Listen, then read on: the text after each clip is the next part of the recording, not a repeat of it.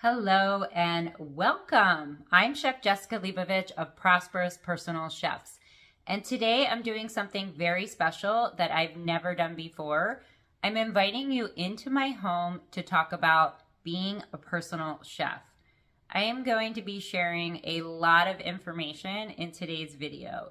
And whether you're starting your business or you are wanting to take your business to the next level, this video is going to provide a wealth of information, so I highly suggest you watch until the end.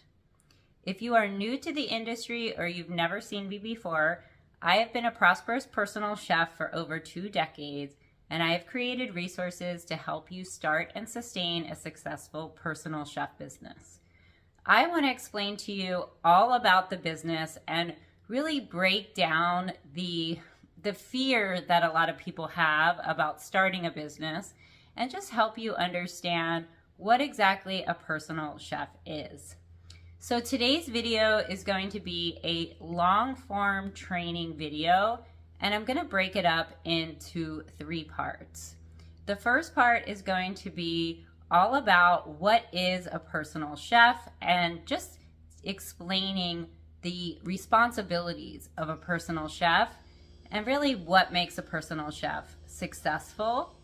And part 2 is going to be all about the business side of it. How do you get clients? How do you get your name out there?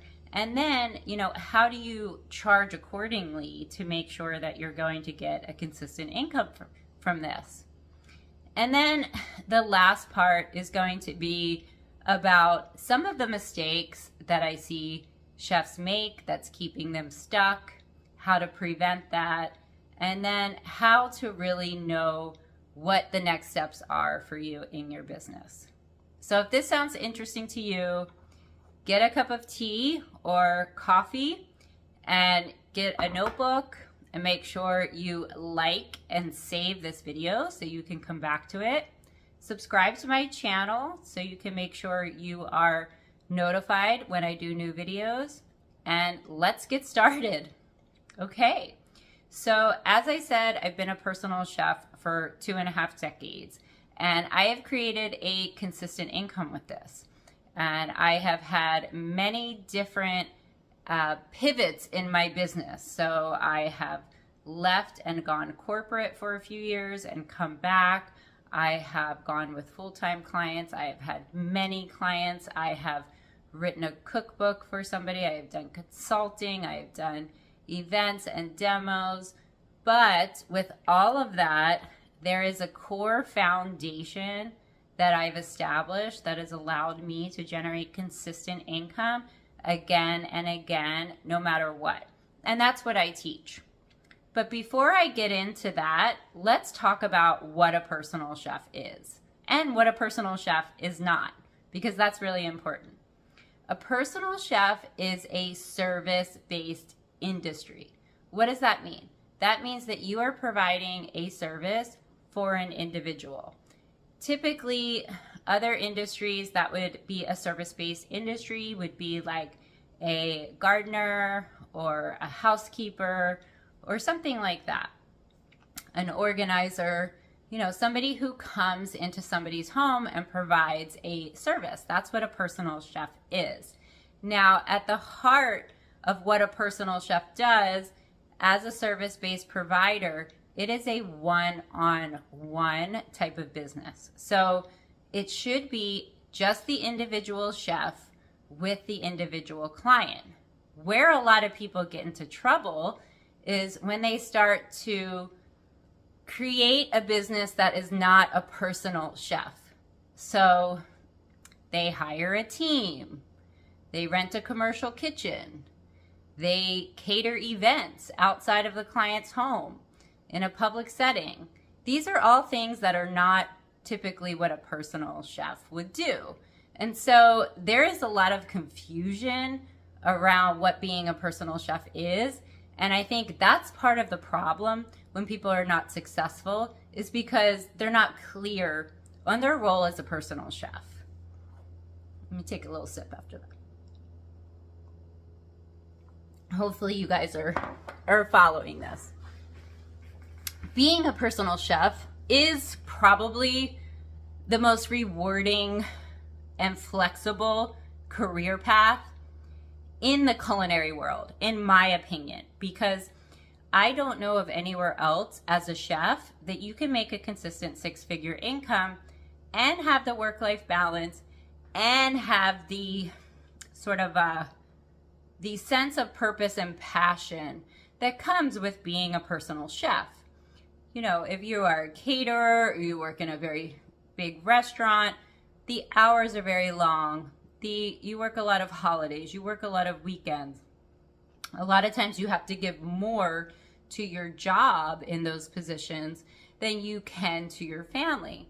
And I feel that is very imbalanced. I feel a healthy career should give you work-life balance, and that when you have that work-life balance, that you're able to give more to your career. So I feel that because I have that work-life balance and freedom in my job as a personal chef, I'm able to really give more of myself to my clients when I serve them. And so that is a core foundation of being a prosperous personal chef.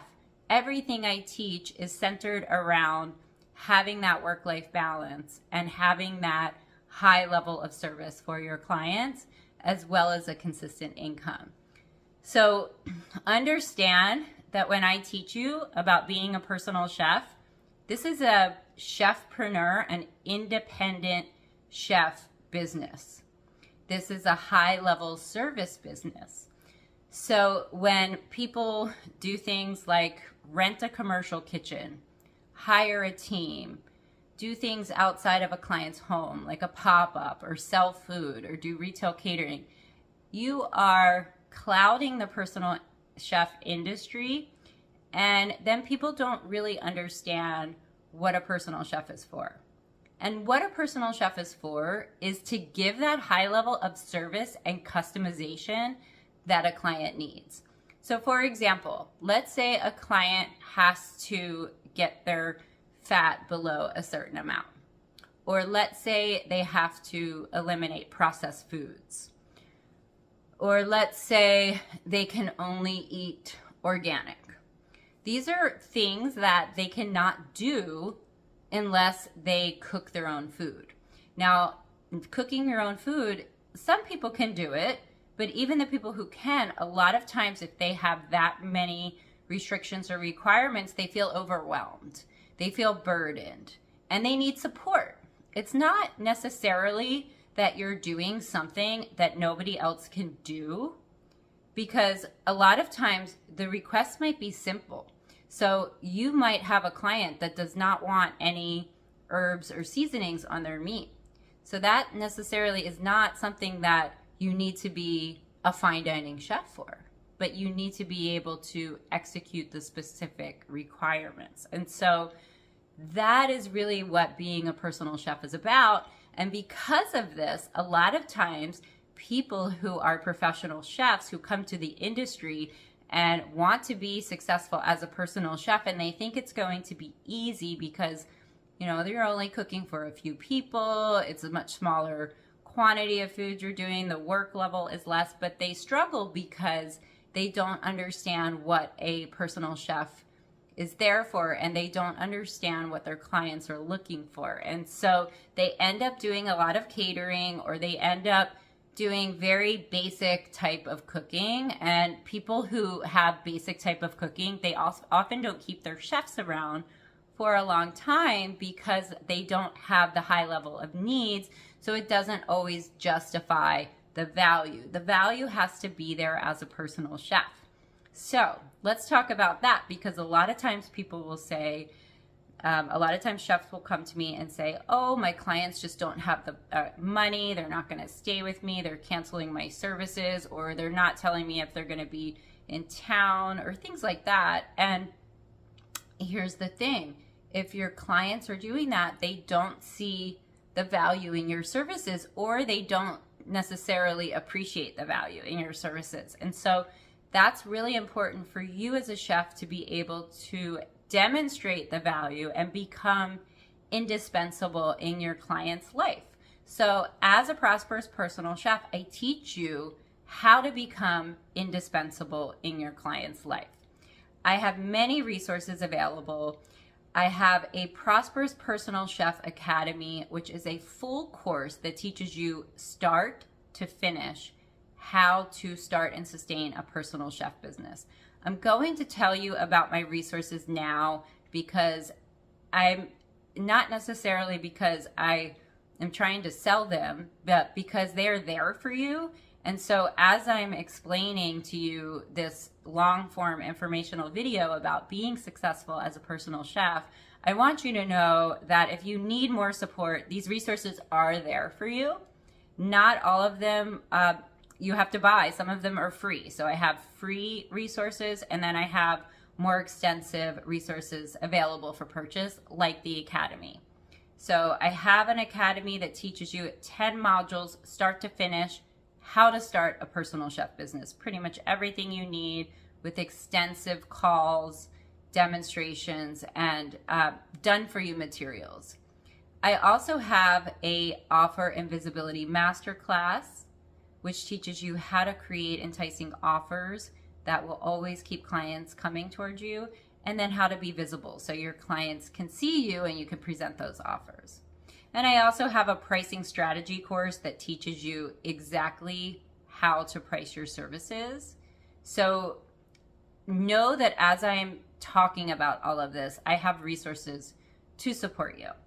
Okay, so back to what I was talking about, where I was talking about the high level of service that you must give as a personal chef. So I teach you how to do this in the resources.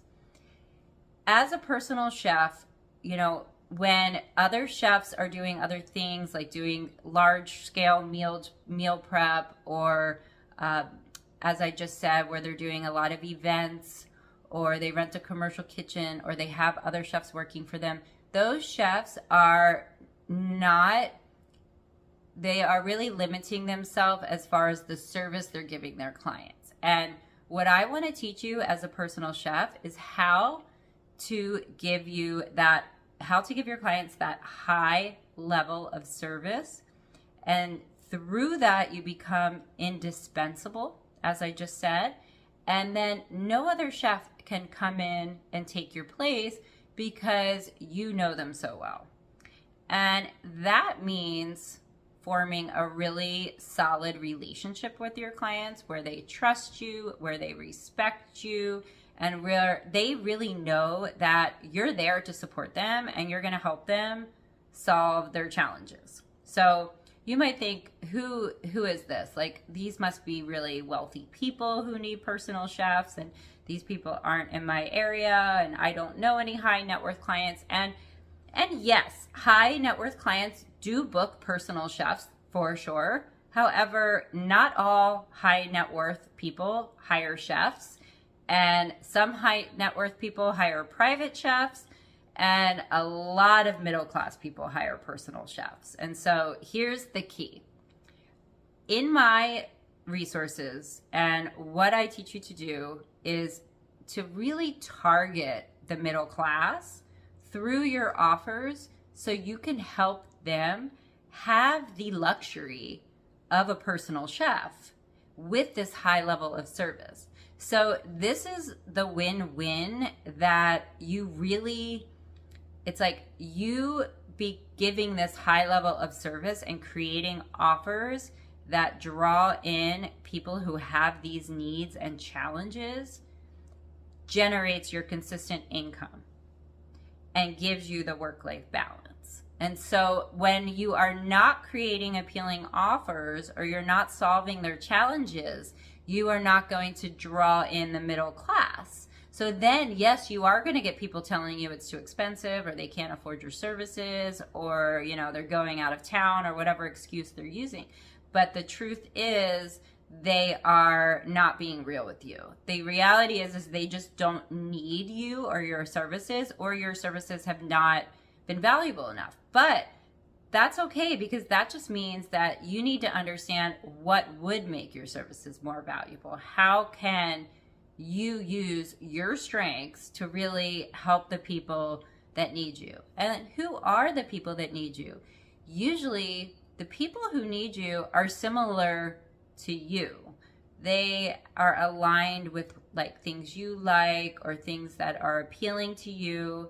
And this is another thing, and I will go over this in part 3, but this is another thing that chefs need to realize, is that just because somebody has money does not mean that they don't have challenges and that they don't have the same struggles that you and I have. They still struggle with their health.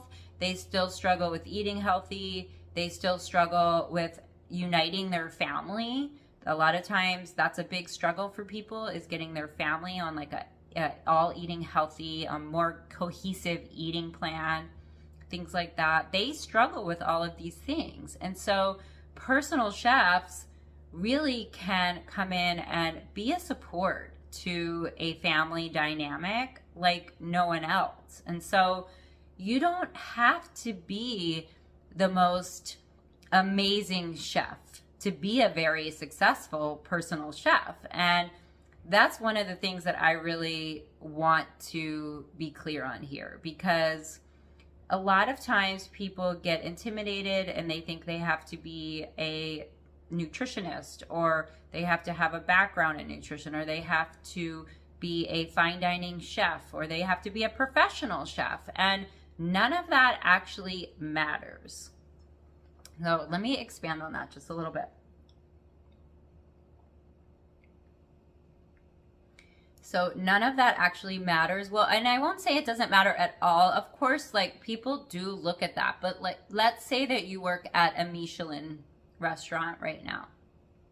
Let's say you work at a 3-star Michelin restaurant and you decide you're going to start your personal chef business. Because you have that Michelin star on your resume does not really make a difference to a lot of the chef clients out there. There are a few that are going to see that and you're going to be like, oh, you know, he worked at Addison's. I want to work with him. But that is not necessarily the case with a lot of people. Have never heard of that. They still need help with getting their kids to eat healthier, or they still need help losing weight. So understand that it's not about that. And let's say that's not your thing. You're not into nutrition or health, but you still want to be a personal chef. There are people out there who are not as into nutrition and as health, again, just like you. They just like to eat good, and they can't find the things they like to eat that they can have on hand all the time. It's about each client specifically, what they like, and how you can help them. So yeah, this is what being a personal chef is about. It's about a high level of service. It's not necessarily about serving the rich and famous. It's about helping people who you are aligned with get to that next level in their, you know, whatever it is in their life. Like whether it's being more relaxed with their family and enjoying family time more, whether it's being able to have their family over more. Maybe they're older and they want to have their grandkids over. They might have a health challenge. There are a variety of things, but only you know what that is. And maybe you don't know, because honestly, a lot of the chefs I work with, I can see how their strengths could help people, and I try to help them create offers around that. So if that's something you're struggling with, reach out to me, because a lot of times I can see your strengths, and I've been in this business a long time, so I do know who seeks out chefs and who really needs their help. So by you telling me what your strengths are, I can maybe help you with that. But as we transition into part 2, and I'm going to take a quick pause before we go into part 2, I want you to think this. 2025 is going to be a year that personal chefs become more and more common and more popular. And they already are. I've been doing this. I officially opened my business January 1st, 2000. So I've been officially open for 25 years. And when I started, it was considered very bougie, but just got a text, sorry. But now it's definitely more mainstream, definitely more common, but it is going to be even next level as we move into the second half of this decade, because restaurants are changing, people's needs are changing, our food supply is changing, and the need for customization and high-level service is there. So far, if you've stuck with me this far, the next part, I'm going to go all into how to get clients. How do you attract clients who are in the middle class and generate a consistent income from that? And it's easier. Hi, and we are back for part 2. And for part 2, I have some coffee instead of tea because we have a lot of information to cover. I'm Chef Jessica of Prosperous Personal Chefs, and this video is all about how to be a prosperous personal chef, and I divided it up into 3 parts so you can really get the core information that you need and make sure that you understand just the different aspects of being a personal chef. In part 1, we talked about what it means to be a personal chef and what a personal chef really is and what a personal chef is not. So if you really grasp that and understand this is a one-on-one service, this is a high-level service, this is a service where you help your clients resolve their challenges, you become indispensable in their lives because you support them, and you really truly understand what that is about, then you might be wondering, okay, how do I get clients, Jessica? So this is what part 2 is going to be all about. And I've never done a video like this before for the public, just putting it on YouTube. I've shared a lot of information. However, I've never put it all together in one video like this, long form. Welcome you into my home to share this information with you. So I hope you understand that this is truly special, what I'm about to share.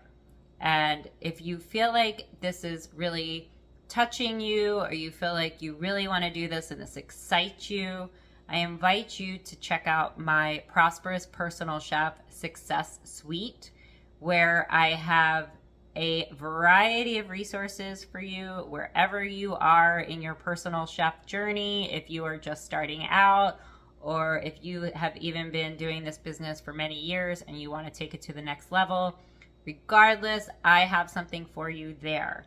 I have been in this industry for 25 years, and my resources are fully centered around how to help you get to the next level as a personal chef.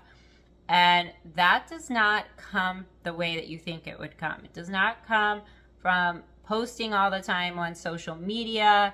It does not come from winning an award. It does not come from making the best bolognese.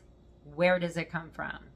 It comes down to, as I talked about in part 1, this is a service-based industry. What does that mean, Jessica? It means that it is about the level and the degree of service that you provide to your clients. Now, does this mean that you're kissing their butt all the time and you're like their slave? No, that's not it. So please understand that. I am not telling you that you have to do everything that your clients want, and that's what being a prosperous personal chef is about. Please understand it's not that. In fact, quite the opposite. It's very important for you to set boundaries in your business and know those boundaries even before going into a conversation with a client, because that way you know what your limits are and you're not pushed beyond those, and you don't let your clients kind of walk all over you, because people do not understand what it takes to be a prosperous personal chef. Your clients do not know the amount of work that needs to be put in. And I'm not saying this in a bad way, but it's your job really to educate them and to show them the value that you bring. And this is actually what I teach in the pricing strategy course that I offer, because to be able to have a good pricing strategy where you get consistent income, people aren't just going to hand over thousands of dollars to you, right? They're not just because you ask them for it. You have to show them the value. And this is where a lot of the chefs struggle, and especially chefs that come over from the restaurant industry, because they're not used to having to do this. This is not their job. They just make the food. And as a personal chef, that's not what it's about. You have to create value. You have to make it worth it. So when you create value, you are showing your clients the results they can expect. And this is really, really great. So if you have ever needed a high level service or wanted a high level service or used a high level service, you know you expect results. You don't just pay somebody because you want to try it out and see how it goes. And sometimes people may do that, but the hopes are that they're going to get results. And so it's your job to communicate that to them. So through your communication and your confidence and your mindset, you create trust with your relationship with your clients. And if you have a solid offer and visibility strategy and have a solid pricing strategy and have confidence, those are the ingredients for a recipe of success for your personal chef business. So let's delve deeper. I hope you guys got that, because I covered kind of a lot just in that first 5 minutes of this part 2. We talked about 3 things. We talked about creating offers, being visible, and having a solid pricing strategy. And these 3 things go hand in hand. And I do cover all of these in the Prosperous Personal Chef Academy. So if you purchase the Prosperous Personal Chef Academy, you get several calls with me, but you also get all of this. However, sometimes people just need a smaller part of this, and they also might need this information broken down in a more deep way. And so I do have the offer and visibility masterclass available on its own, which is basically one part is the offer, creating the offer, and one part is being visible. And I break that down on how to do that. But I'm going to go over a little bit of that right now. So let's talk about creating offers, because a lot of people think if you have a personal chef business and you create a website, that's all you need to do and people will come. Or you create social media and people will come. And that's far from the truth. Actually, you need to be visible and show them why they need to hire you. Yes, some people will be looking for a personal chef and they'll stumble across your website and they will hire you and you will get lucky. But if you want to generate business and be a business person and create consistent income, you have to create offers that are enticing to potential clients so they want to try your services. And then through that initial offer, you work them up with your pricing strategy up and up and up, so they are your highest tier. And that is how you kind of move people through your service, and you are able to always have different levels of clients, because it's like a relationship. People aren't going to want to marry you on the first date. I mean, maybe if you're like this hot commodity and they know you're so amazing. However, most of the time people want to get to know you. So that's why having offers where people can try your services in different ways is a really great way to get people into your service. However, you have to have this in a funnel manner. So you have to be able to move them up, because if you only have one offer that's introductory and you have no way of kind of catching them in that net and, keeping them long term, then it really is a lot of work for nothing. And so this is what I teach in the Offer and Visibility Masterclass. Having a variety of offers that encompass different things is really important. But first, before any of this, it's very, very important, and this is something that you want to, if you're taking notes, I want you to write this down. It's very important to get clear on the income you need before you create offers.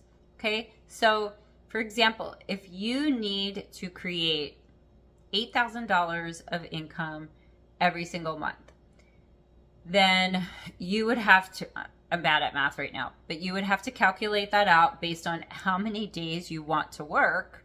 So let's say you want to work 20 days a month. Then I think that's a 5-day week, right? So then you would need to make $400 a day to make that. So you could potentially make $600 one day and $300 another day. You could potentially do something where you're making $1,200. It depends on you and your offers. But the point is if you don't know how much you want to make and you don't get clear on that and you don't create some sort of strategy or some sort of plan, then creating offers isn't going to help you and it could actually hurt you. So that's why be very clear before you create an offer on how much you want to make. And this is true for like everything you do in your personal chef business. So knowing how much you need to make is very important. And a lot of chefs skip that step. They just start charging. And you'll see chefs online, they'll say, how much should I charge for this? And I don't know how much money they need to make.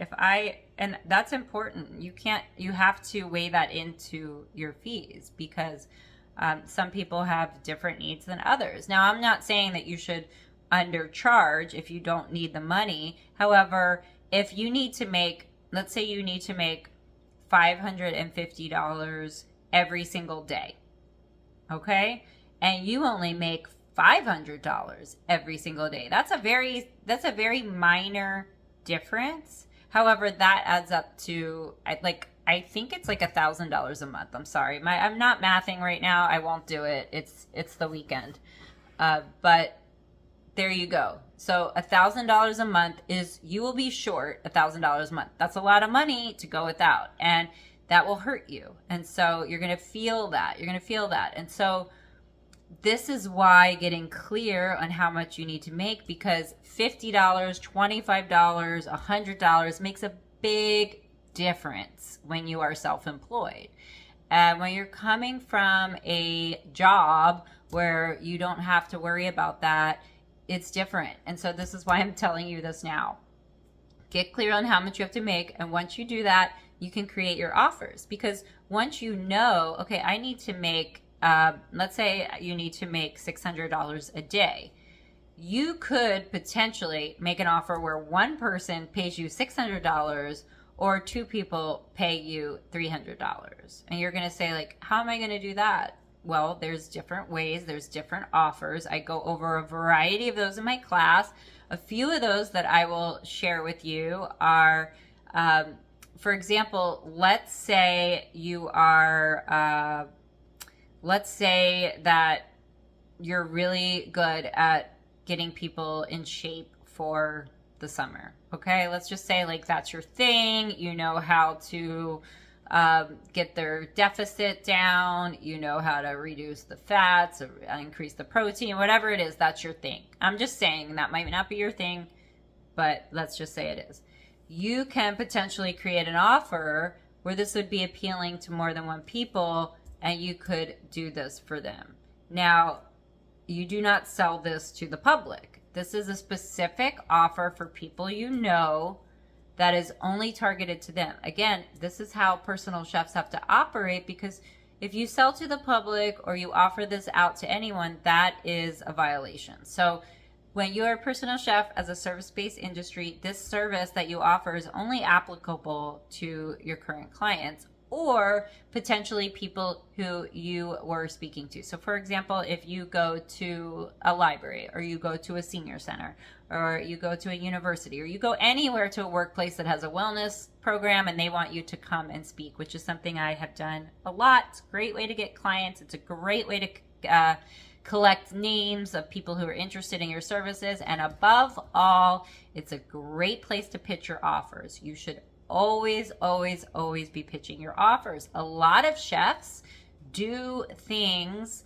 where they are being seen and being visible and they don't pitch an offer. They will do a cooking class and not pitch an offer. And these are things that I teach you in the academy, but it's very important to always be pitching your offer.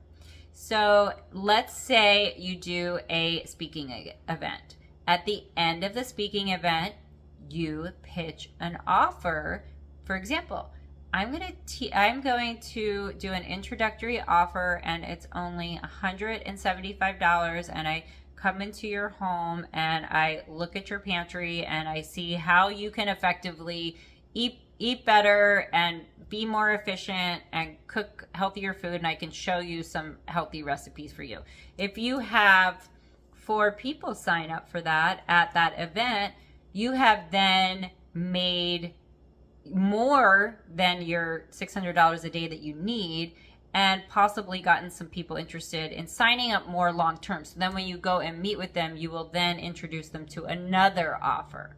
Okay, now an offer where if you're going to cook something healthy for somebody or do a detox would be to put your current clients, if they want to do an additional service, or clients who have stopped using you for a while. So you can verbally let them know, I'm going to be cooking in my home and I'll bring it to you. And if it's 1 or 2 people that you have cooked for before and it's in your home and it's an agreement between the 2 of you as a service, and your client is aware and you are aware, this is how it's okay to cook in your home. And this is something that I share in a lot of my private groups, and I don't always put on YouTube, but I want you to understand that, and I want you to understand how to do it. But if you go and you make your business where you are cooking in a commercial kitchen sometimes, or you have a team, or you do catering outside of the house, and then you cook in your home, that's where you have a problem. So that's why it's really important to not let your ego get out of hand and just be a personal chef. Don't make it be something it's not. So there are a variety of ways that you can create offers. I've shown you some different ones. In my Offer and Visibility Masterclass, I break that down. But I have some more I want to talk about in part 2. So hopefully you understand that offers are the key to getting clients who are in alignment with you. They're going to be the way that you draw in clients who really like you, because your offers are going to represent your strengths, okay? So once you have these offers, they need to be visible. And I briefly touched on that just a few minutes ago, but it's really important to understand that being visible means that you have to get comfortable talking about yourself. You have to be comfortable sharing about what you do. And that can be a little bit hard for chefs. And a lot of times imposter syndrome might come up, or they just get nervous. So of course, reach out to me if you need support with that. I totally understand. You do not have to be the best chef. You do not have to be the nicest chef. You do not even have to be the most well-spoken. You really just have to show up and give some information, tell a story, do a recipe, share some words of advice or for some information. People, that's what they want to hear. They're not expecting you to be perfect. I've been doing this for 25 years and I've gotten a lot more polished and better with my speaking, but I've been speaking this whole time, and I cringe to think about some of the stuff I've said or done over the years in front of large groups of people.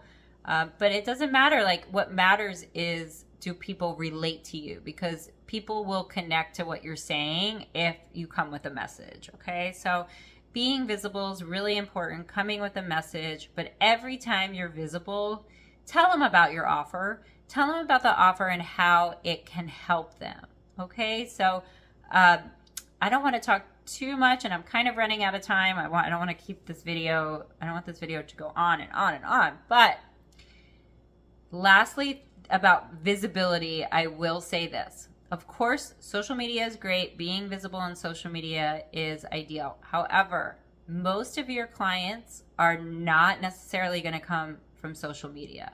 So think outside of the box. How can you be visible in your community? How can you be visible in the communities you want to work with? It's easier than you think.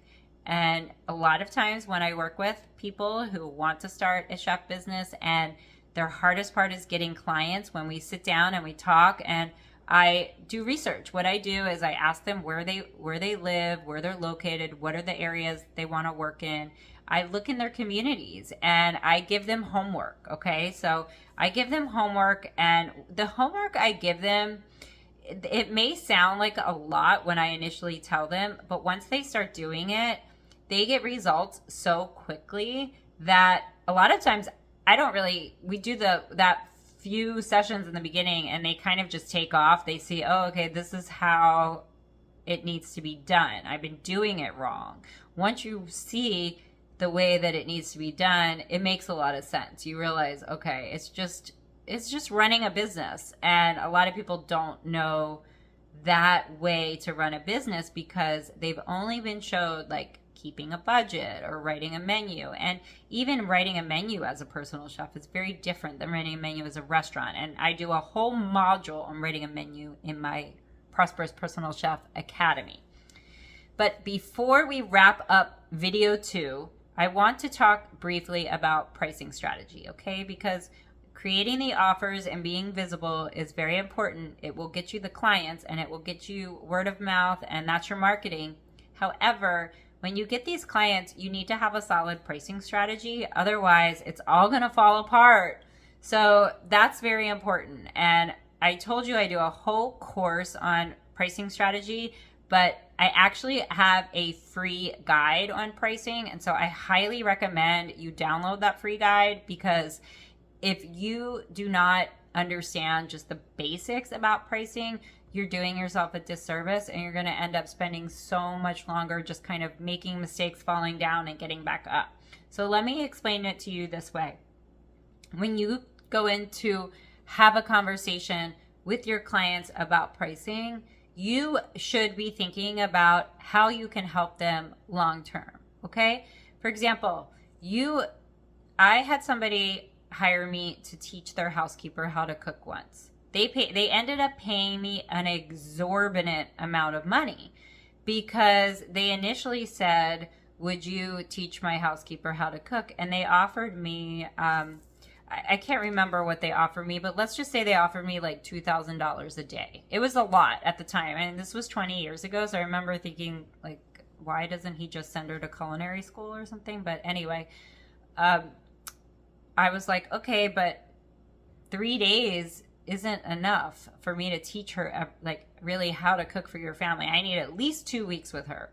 So by that time, since he'd already quoted me $2,000 a day, I quoted him like, I don't know, I think I quoted him like 15,000 for 2 weeks. So it was half of what he was quoting me. So it was actually like a deal for him. But do you see that a lot of chefs would have just gobbled that up? They would have been like, okay, sure, I'll take the 6,000 and I'll do the 3 days with her. But really that wasn't in their best interest, because she would not have been able to get the information she needed. And this is just one small example. So let's say somebody has, like I had a client who this was a very serious health issue. They were missing part of their pancreas and they could not have food with fat.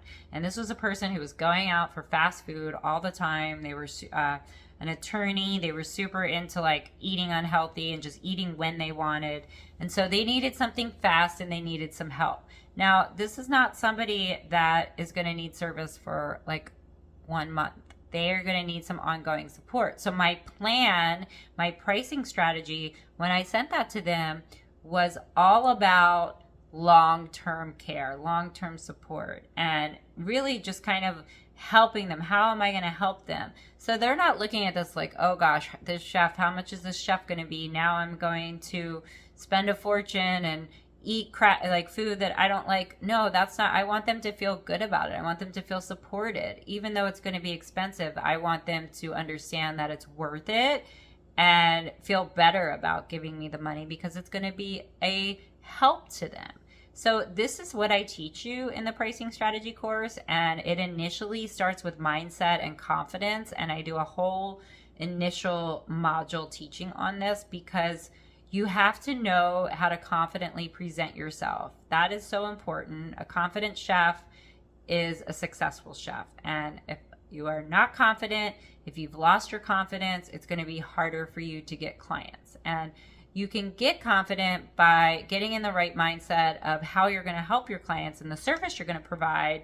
So I teach you that in the pricing strategy course. And I also teach you why it's so important. And then moving forward, we talk about your strengths, your unique selling points and what they are, and how you can really hone those and use those to establish a good pricing strategy.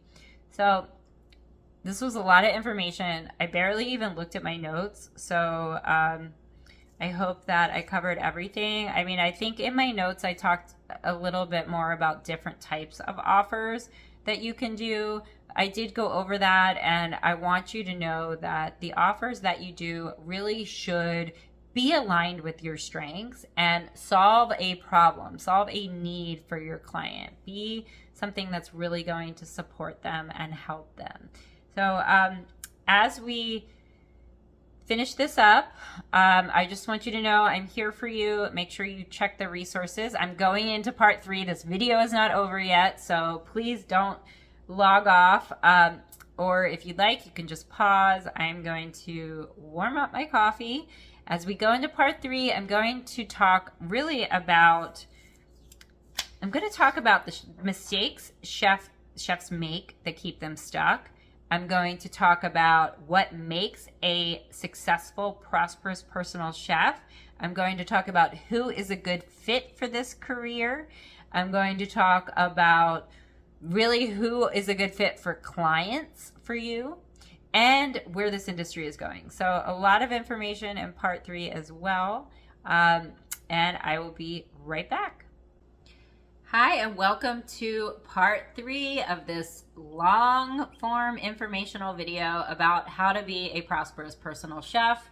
I'm Chef Jessica. I got my coffee filled up, and I'm ready to really help you understand if you're meant to do this, and if you are, how to be successful. So that's what part 3 is all about. It's who makes a good personal chef, and really how to not get stuck in the pitfalls and the common challenges that chefs face. So first of all, who makes a good personal chef? As I've said throughout this video, being a personal chef is a service-based industry. So that means that first and foremost, it is client-centered, client-focused. So a lot of times I hear chefs complain about their clients, or say they don't want to do things that their clients want them to do because they would prefer to do it a different way. And they're really missing the mark of being a successful personal chef, because you are not always going to do what you want to do as a personal chef. It's about what your client wants. And honestly, they should be a little demanding. That's what you're there for. If they're not being demanding, it might be difficult for you to know exactly what makes them happy. If your clients are demanding, consider yourself lucky, because then you know what they want and they're telling you, okay? So don't get upset about that. Understand that that's an important aspect of being a personal chef, is being able to handle people when they tell you what they need, and not take it personally, not let it hit your ego and have you feel like you don't want to work with them anymore. What you want to do is, when you get that feedback, if it's negative or if you hear something that you don't want to do, is really take it as a challenge to level up, to make your service better. And that's how you really get successful and gain that long-term relationship with clients. So if this sounds like you, for example, like I'm telling you, these things, if they make sense to you, you probably would be a good personal chef. If you feel like you want to argue with me right now, or I'm triggering you, it might be something you need to work on before you get into this business. Or if you're already in this business and I'm triggering you, you might want to just look at times in the past where you've lost clients, or where you could get clients, or you could build a stronger relationship with your clients through setting your ego aside and really looking at what your clients want you to do. Okay, so those are really the type of people, and that's why I often say that Gen X women really make wonderful personal chefs, because we are empathetic, we are intelligent, we've learned a lot, we've experienced a lot, we know a lot, and we are also able to set all that aside and listen to what somebody wants and somebody needs and do that. So I find that when I work with Gen X women, they get what I'm saying immediately. It makes sense to them. So if you are a Gen X woman, this might be something that you understand, or you might be relating to. And sometimes I will say that women do seem to be able to kind of lock into what I'm saying and be successful as a personal chef a little faster than men, because men are more in the masculine way, they're more like action oriented. So they want to take action, they want to do, and then if it's hard sometimes to just stop and listen and say, and then kind of evaluate that and then pivot. So for example, if your client gives you negative feedback, instead of like internalizing that as a personal chef, really think about it and listen to what they're saying and don't take it personally. Just say, okay, like that's what they want. Next time we're going to do it this way. Okay. So those are the type of people that makes great personal chefs. Now, who makes great personal chef clients? I do an entire module on this in my course, what type of people are out there as personal chef clients. But let's say this, they are not necessarily your wealthiest clients, your wealthiest communities. Yes, your wealthy communities will hire personal chefs. However, it is not always your wealthy communities. There are many, many clients in just middle-class suburban communities. It really depends on the need. So that's why it's important, if you want to work in a certain area, or if you've done research and you know that this is the area you want to work in, to be visible in those areas. Now, yes, it does have to be a community that can afford your services. However, if you package the offer in a way that is valuable and affordable, but at the same time valuable, so they might think, oh, this is expensive but worth it. Okay, so that's one thing you want to think of as a prosperous personal chef: expensive but worth it. So the people who you want to work with are people, you know, who have a need. They could be, oh, lost my leg. They could be single moms. They could be, and they could be, believe it or not, I just said single moms because I thought of myself. I meant to say single professionals. And I'm just going to pause this because I'm going to get my light back on. Okay, I'm back. So I meant single professionals. I've had a lot of clients as single professionals, as well as families, seniors, professional athletes. It really is a variety of people, and you can base your business on who you want to work with. You are not tied down to working with one sort of person. And believe it or not, I find that people without children actually kind of gravitate towards personal chefs more than people with children. And there's a variety of reasons for this. I'm not going to go into it right now. But what I will say is there's just a lot of clients out there for you, and be strategic. Okay. So we talked about who makes a good personal chef, who are the clients of a personal chef. Now I want to finish up this part 3, and this is going to be a really good chunk of information for you if you are in this industry already and struggling. I want to finish up this video talking about what keeps chefs stuck, what keeps them struggling. And I talked a little bit about this in the beginning, about renting a commercial kitchen and hiring a team and doing catering. That kind of stuff will get you stuck, and I will talk about why, but there's a lot of things that keeps chefs stuck. So let's get into that, okay?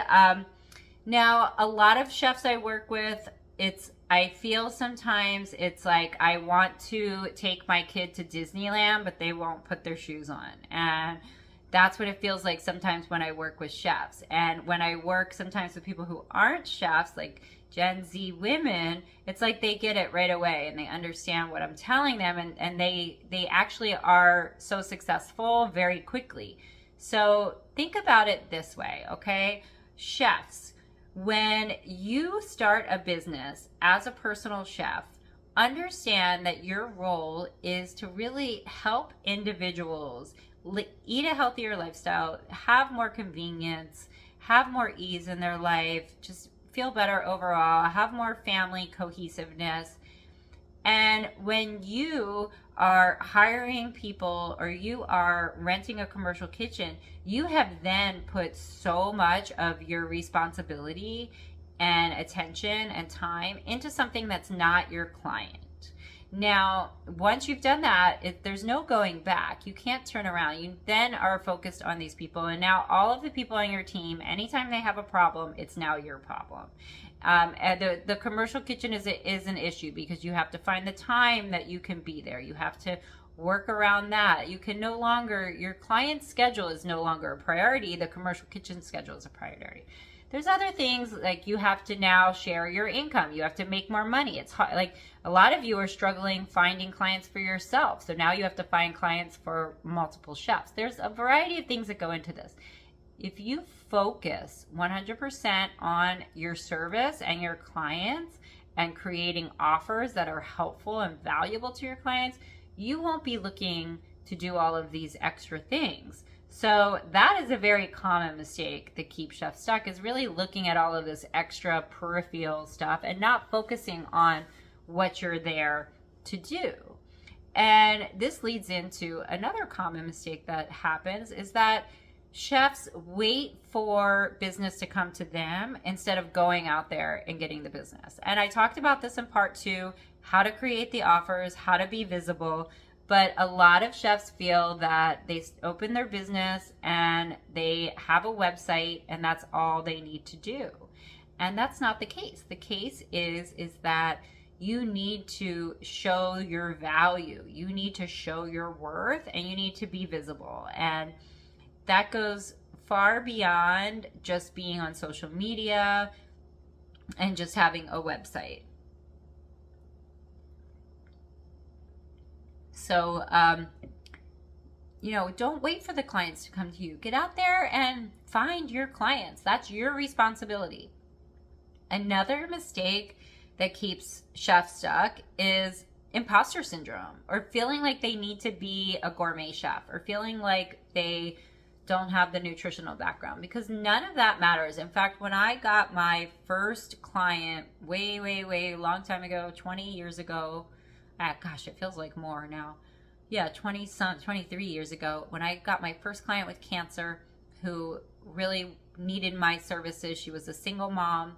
She had 2 kids and she was in stage 4 cancer. Actually, she had 3 kids. And she was in stage 4 cancer and she wanted to eat all organic. She wanted to eat clean. She was my first client. I knew nothing about that. My background was French classical with lots of butter and lots of cream. And so this was a new thing for me, and it was very intimidating and very scary. And I felt the weight of the world because this mom, I wanted to help her heal. But that made me passionate, and it made me really do my research and try hard to make sure everything was right. And I'm not saying I was perfect. Not saying you have to be, but that's how you learn, is by really accepting the challenge and doing some research and then just executing it. So the mistake is thinking you need to be a gourmet chef or you need to have this experience and whatever it is you want to go after. You don't have to. You just have to be willing to do it. And that's the beauty of being a chef, is there's no sort of official certification that you need. And I've been doing this 25 years. In my business, I've been a chef for longer, but I have a culinary arts degree. I studied in France, so I have all of the background, and I'm telling you, you don't need it to be successful, especially as a personal chef. You working in restaurants and things like that, working in corporations, it carries a lot more weight. But as a personal chef, a lot of times your clients won't even ask you. They don't care. They only care, what are you going to do for me? So, don't worry about it. Don't stress about it.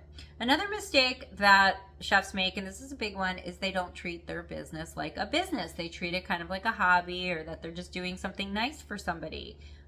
You guys get so confused in so many ways around the business aspect, and that's what I love to help you with, is the business side of it. I'm not going to tell you how to cook, although maybe in the future I will do some of that, but right now, I'm not going to tell you how to cook. I'm only going to show you how to do the business. And so many of you are not thinking long term. You're just doing day-to-day operations. You have no idea how much money you're going to have next month. You have no idea how long your clients are going to be with you.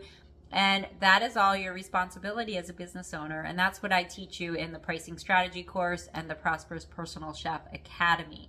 make sure that you do your due diligence and know how to structure your business correctly before you start taking on clients, because you will save yourself years of frustration, years.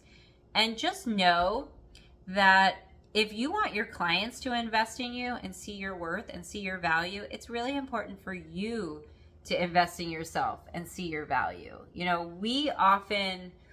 We miss the big picture, and we just get in there and we just do and work, and we think that's what we need to make it happen. But a lot of times we need to see the big picture. We need someone to help us see the big picture, and that's what I do. So understand that looking ahead long term, as we talked about in part 2, right in the beginning, getting very clear on how much money you want to make, how much money you need to make, implementing that in your pricing strategy and your offers, and getting very serious and focused on your business. Don't just go in there willy-nilly and make it a hot mess and start getting checks every day. You're never going to get ahead that way. You need a plan, you need a strategy, and you need to do that month after month to be successful. So treat it like a business and not a hobby. Lastly, and there's a lot of other things that chefs do to keep themselves stuck, but lastly, I'm going to talk about burnout. When you get yourself in burnout, it's really hard to turn around. It's kind of like a bowling ball rolling down the hill. And, this is the reason why I teach the Prosperous Personal Chef method, so you can have consistent income and work-life balance. But so many people, and it's not just chefs, but a lot of chefs, but it's not just chefs. So many people are used to getting paid too little and working too hard and being undervalued and not understanding how to generate income, that they get stuck in a rut of being underpaid and being overbooked and doing the wrong thing. So instead of kind of locking in to a solid, consistent client schedule, they're kind of like all over the place, with like a party here, a client here, a class here. We don't know what's gonna in 2 months. Our schedule is totally open. So that is not how it should be. It really should be structured where a client is consistent, and you put clients on consistent days, and you know how much you're going to make from that. And that's what I teach in the academy. That's what I teach in my offer and visibility masterclass. And that's what I teach in my pricing strategy course. It's different aspects of each part. The academy does the entire thing, start to finish, from everything of who are you going to work with to how are you going to market your business, and everything in between, bookkeeping, everything, writing a menu, working with your clients. And I give you a nutritional assessment, which is several pages long, which is questions to ask your clients on how they eat, so you know specifically what they like, what they don't like. I give you this in the Prosperous Personal Chef Academy because I have, after this many years, have thought of every single question you could possibly ask, and by looking at this sheet, you don't even have to meet your client. You would know exactly what they would want to eat from this, and that's how it should be. But I also really break down pricing and offers in the academy as well. But if you need those subjects explored more in depth, or you just want those subjects, just buying the masterclass or the pricing strategy course is going to help you level up in your business so quickly.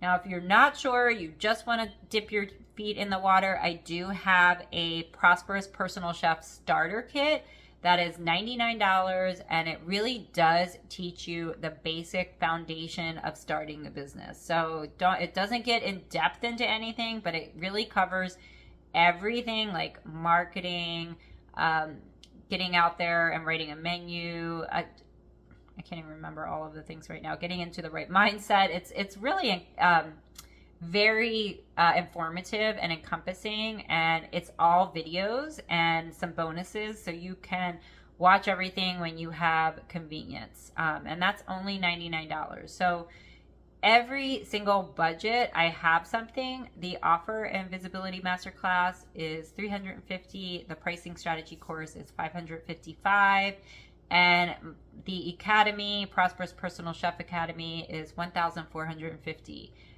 I do offer payment plans if this is something that you really want to do and you feel like you can't afford it, but you want to do this now. Reach out to me and I will set up a payment plan for you.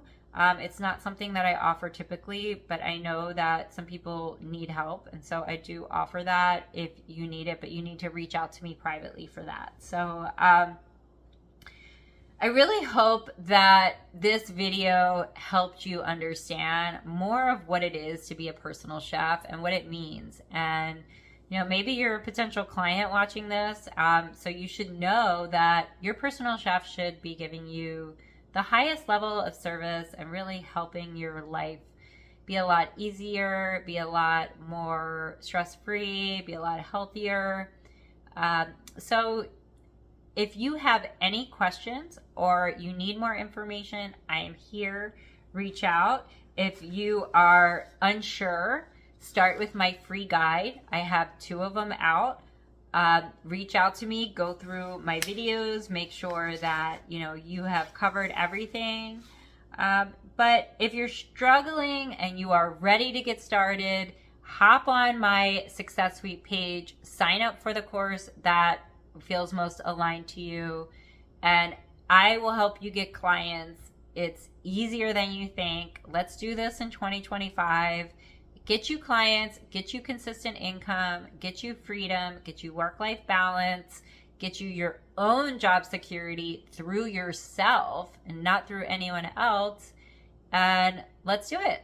And as always, be prosperous.